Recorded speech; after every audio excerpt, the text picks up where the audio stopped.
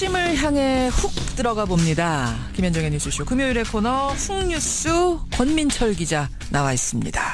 권 기자 어서 오세요. 오늘은 어떤 뉴스 속으로 좀 훅 들어가 볼까요? 네, 3주 전 이 시간에 이명박 정부 때 벌어졌던 큰 사건. 노무현 전 대통령 서거 다뤘었는데요. 다뤘었죠. 오늘 또 이명박 정권에서 벌어진 사건 하나를 가져와 봤습니다. 먼저 음성 들어보시죠. 예. KB 한마음 사건은 민간인 불법 사찰이라는 폭로 정치로 국민을 호도하고 기만하려는 술수는 제발 그만두십시오. 민간인 불법 사찰 깜짝 놀랐어요. 이게 지금 무슨 얘기입니까? 민간인 불법 사찰 사건 기억하실 겁니다. 예. 청와대 고용노사 비서관을 지낸 이영호 씨의 2012년 3월 기자회견 목소리입니다. 예. 민간인 불법 사찰에 자신이 몸통이다 이러면서 이렇게 막무가내식 기자회견을 했는데요. 저번 훅뉴스 취재를 하면서 참여정부 인사들 가운데 한 사람이 훅뉴스에서 꼭 한번 다뤄달라고 했던 게 바로 이 민간인 사찰 사건입니다. 그러니까 다른 거 취재하고 있는데 이거 꼭 좀 다뤄주십시오 제보가 들어온 거군요. 네, 당시에 사찰이 있었다는 이야기만 나왔을 뿐 사찰 이후에 어떤 일이 벌어졌는지 후반부에 대한 언론 보도가 미약했다 이런 내용입니다. 그때 뭐 사찰 결과로 인해서 피해당한 사람들 얘기는 나오지 않았었습니까? 네, 김종익 전 KB 한마음 대표가 있었죠. 하지만 피해자 이야기는 딱 그 한 사람 이야기뿐이었습니다. 하지만 수많은 민간인 사찰이 있었기 때문에 수많은 피해자가 있었다. 하지만 잘 알려지지 않았다. 왜? 당시 사건의 진상규명이 제대로 안 된 때문에. 그래요. 이게 제보자 이야기입니다. 민간인 사찰 사건 다시 한번 기억 환기를 해보죠. 이명박 정권 출범 직후에요. 광우병 쇠고기 수입 문제로 MB 정권이 큰 위기에 처했을 때가 있었죠. 그때 이제 국무총리실에 공직자윤리지원관실이 신설이 됐습니다. 공직윤리지원관실. 네. 공무원들 감찰하는 척하면서 정권에 반대하는 걸로 보이는 사람들은 민간인이든 누구든 뒤를 캔 그런 사건이죠. 그렇죠. 대표적으로 드러난 게 바로 김종익 씨 사찰 사건입니다. 자, 본격적으로 들어가 보겠습니다. 먼저 피해자 얘기부터 좀 풀어보죠. 네, 당시 사찰은 정치적 목적에서 진행이 됐습니다. 광우병 촛불 시위 배후가 전 정권 사람들이다 이렇게 보고 그들을 보복하기 위해서 뒷조사한 부분이 밝혀졌죠. 예. 문제는 그들과 관련돼 있는 민간인들을 불법적으로 사찰하고 다녔다는 겁니다. 한 참여정부 인사의 이야기 들어보시죠. 서너 명이 내려와서 경찰서, 검찰청, 시청 쭉 돌아다니면서 저희에 대한 공개된 정보들 쭉 가지고 넘어갔고, 그래서 유일하게 저한테 후원자했던 사람 같은 경우가 연매출 24억인데 7억을 때려요. 국세청에서 세무조사를 3일 동안 해서 때린다든지, 제가 관계됐던 단체를 압수수색한다든지, 제 주변에 있는 모든 사람의 계좌를 다 딴다든지. 그러니까 노무현 정권 때 여당이었던 의원 목소리인 거잖아요, 지금. 그렇습니다. 이 의원에게 후원을 했던 사람의 사찰해서 24억 매출인데 세금을 7억 원 추징했어요. 그렇습니다.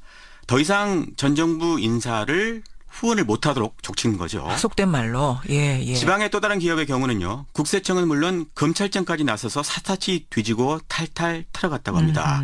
그러다가 결국 기업이 망했는데요. 이렇게 기업을 못 살게 군 이유는 딱 하나. 뭡니까? 바로 참여정부 퇴직 인사를 취업시켜준 때문이었습니다. 취업을 시켜줬다고. 네. 그러니까 이런 일이 많았다는 거죠. 우리가 알고 있는 민간인 사찰 사건의 대표적인 피해자 김종익 씨요. 예. 이분이 사찰당한 이유가 이명박 전 대통령을 조롱하는 동영상을 자신의 블로그에 올린 때문으로 알려져 있죠. 그렇죠. 하지만 사실은 노무현 전 대통령의 최측근 이광재 씨 때문입니다. 무슨 얘기입니까? 한번 일단 직접 들어보시죠.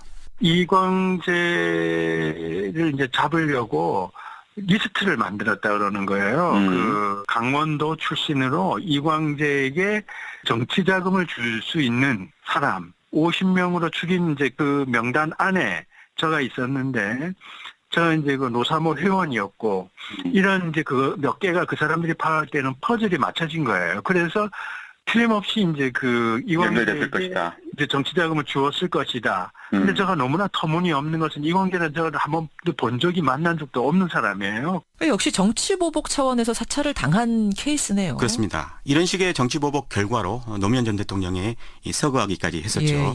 그런데 사실 이런 보복은 PR을 가리지 않았습니다.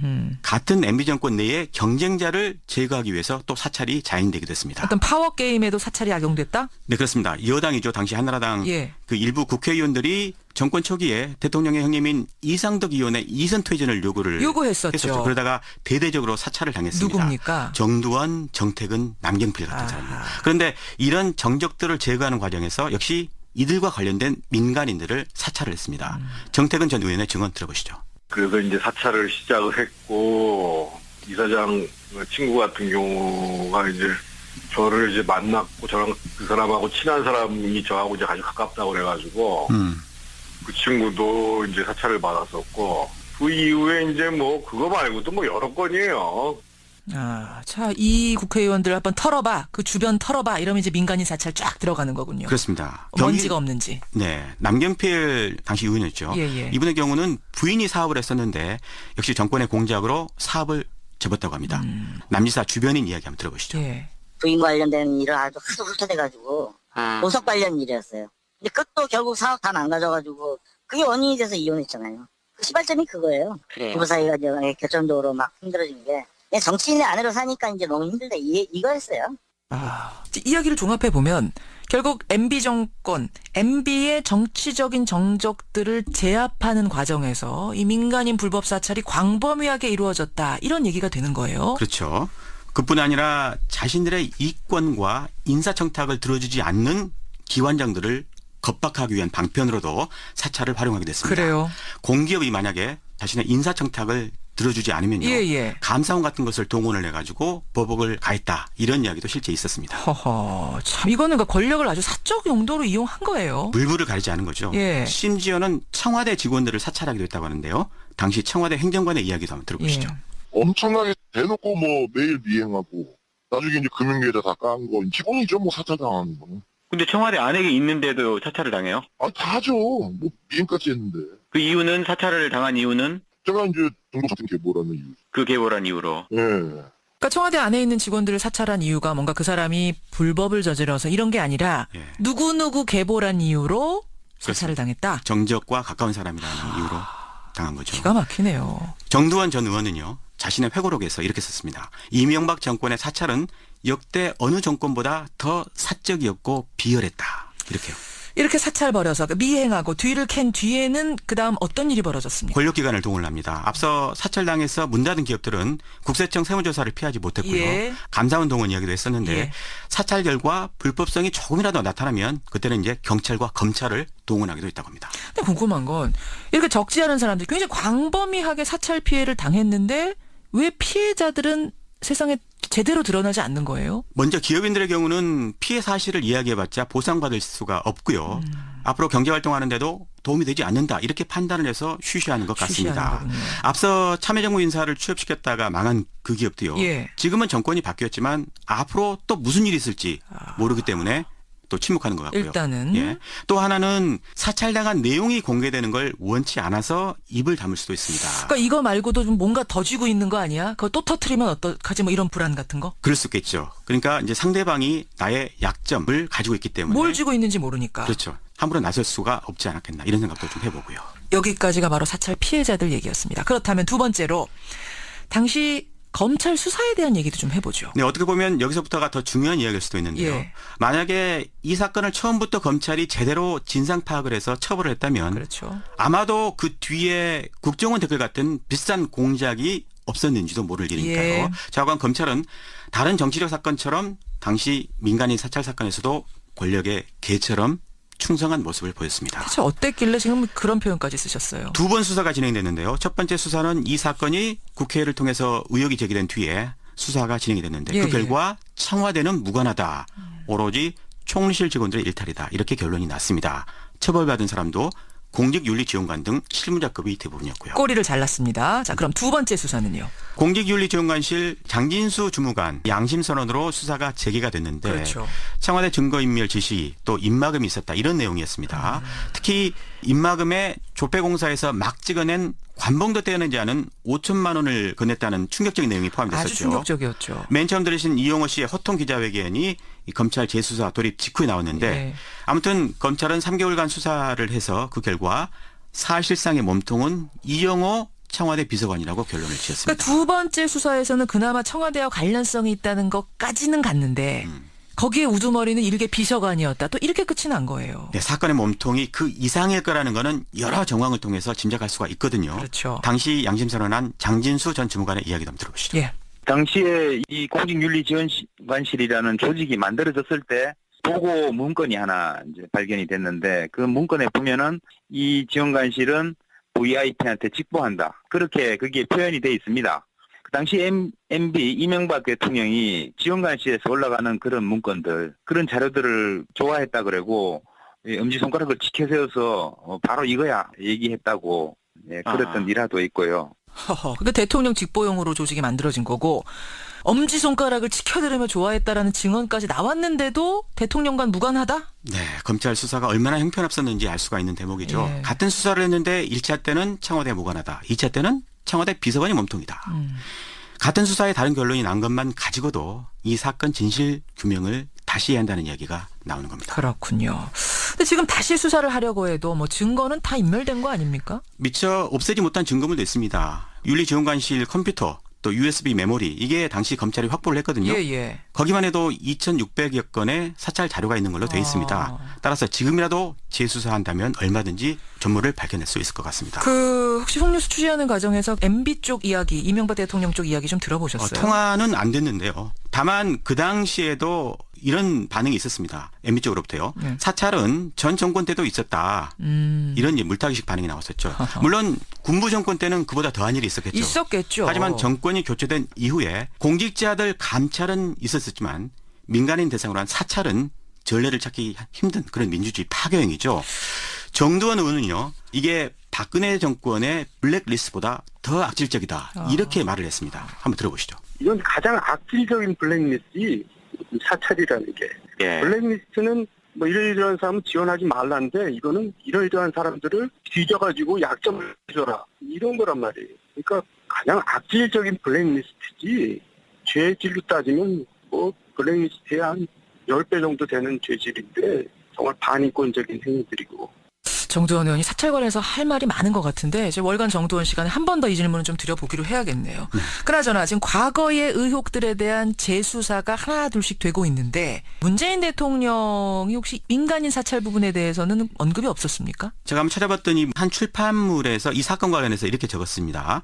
국가 권력을 사사롭게 유용한 불법 행위들을 철저히 조사해서 반드시 대가를 치르도록 해야 한다. 이렇게요. 그래요. 그렇다면은 뭐 다시 한번 촉구를 해봐야겠네요. 박근혜 정권 때뿐만 아니라 이명박 정권 당시의 여러 적폐들 가운데 핵심적인 것들은 다시 한번 좀 우리가 들여다봐야 하지 않은가. 정의를 다시 세워야 하는 게 아닌가. 정리를 하면서 오늘 홍뉴스 권민철 기자 수고하셨습니다. 고맙습니다.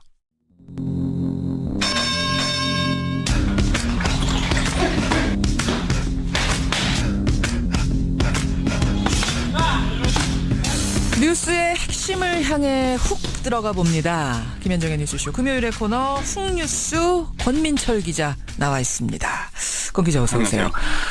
오늘은 어떤 뉴스 속으로 좀 훅 들어가 볼까요? 네, 3주 전 이 시간에 이명박 정부 때 벌어졌던 큰 사건. 노무현 전 대통령 서거 다뤘었는데요. 다뤘었죠. 오늘 또 이명박 정권에서 벌어진 사건 하나를 가져와 봤습니다. 먼저 음성 들어보시죠. 예. KB 한마음 사건은 민간인 불법 사찰이라는 폭로 정치로 국민을 호도하고 기만하려는 수수는 제발 그만두십시오. 민간인 불법 사찰 깜짝 놀랐어요. 이게 지금 무슨 얘기입니까? 민간인 불법 사찰 사건 기억하실 겁니다. 쭉 돌아다니면서 저희에 대한 공개된 정보들 쭉 가지고 넘어갔고, 그래서 유일하게 저한테 후원자했던 사람 같은 경우가 연매출 24억인데 7억을 때려요. 국세청에서 세무조사를 3일 동안 해서 때린다든지, 제가 관계됐던 단체를 압수수색한다든지, 제 주변에 있는 모든 사람의 계좌를 다 딴다든지. 그러니까 노무현 정권 때 여당이었던 의원 목소리인 거잖아요, 지금. 그렇습니다. 이 의원에게 후원을 했던 사람의 을 사찰해서 24억 매출인데 세금을 7억 원 추징했어요. 그렇습니다. 더 이상 전 정부 인사를 후원을 못하도록 족친 거죠. 속된 말로. 예. 지방의 또 다른 기업의 경우는요. 국세청은 물론 검찰청까지 나서서 사타치 뒤지고 탈탈 털어갔다고 합니다. 그러다가 결국 기업이 망했는데요. 이렇게 기업을 못 살게 군 이유는 딱 하나. 뭡니까? 바로 참여정부 퇴직 인사를 취업시켜준 때문이었습니다. 취업입니다. 청와대 고용노사 비서관을 지낸 이영호 씨의 2012년 3월 기자회견 목소리입니다. 예. 민간인 불법 사찰에 자신이 몸통이다 이러면서 이렇게 막무가내식 기자회견을 했는데요. 저번 훅뉴스 취재를 하면서 참여정부 인사들 가운데 한 사람이 훅뉴스에서 꼭 한번 다뤄달라고 했던 게 바로 이 민간인 사찰 사건입니다. 그러니까 다른 거 취재하고 있는데 이것 꼭 좀 다뤄주십시오 제보가 들어온 거군요. 네, 당시에 사찰이 있었다는 이야기만 나왔을 뿐 사찰 이후에 어떤 일이 벌어졌는지 후반부에 대한 언론 보도가 미약했다 이런 내용입니다. 그때 뭐 사찰 결과로 인해서 피해당한 사람들 얘기는 나오지 않았었습니까? 네, 김종익 전 KB 한마음 대표가 있었죠. 하지만 피해자 이야기는 딱 그 한 사람 이야기뿐이었습니다. 하지만 수많은 민간인 사찰이 있었기 때문에 수많은 피해자가 있었다. 하지만 잘 알려지지 않았다. 왜? 당시 습을 시켜줬다고. 네. 그러니까 이런 일이 많았다는 거죠. 우리가 알고 있는 민간인 사찰 사건의 대표적인 피해자 김종익 씨요. 예. 이분이 사찰당한 이유가 이명박 전 대통령을 조롱하는 동영상을 자신의 블로그에 올린 때문으로 알려져 있죠. 그렇죠. 하지만 사실은 노무현 전 대통령의 최측근 이광재 씨 때문입니다. 무슨 얘기입니까? 한번 일단 직접 들어보시죠.